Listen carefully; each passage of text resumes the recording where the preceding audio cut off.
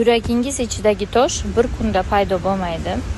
U yillar davomida jimgina shakllanadi. Hech o'ylab ko'rganmisiz, tanamiz ichida yumshoq to'qimalar orasida qanday qilib qattiq tosh hosil bo'ladi?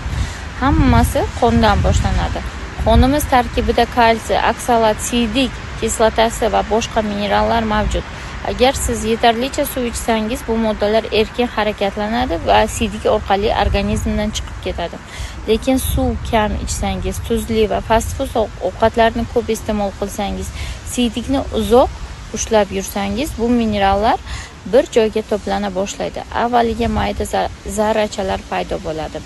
Siz buni hatto sezmaysiz, lekin vaqt o'tishi bilan ular bir-biriga yopishib haqiqiy buyrak toshiga aylanadi.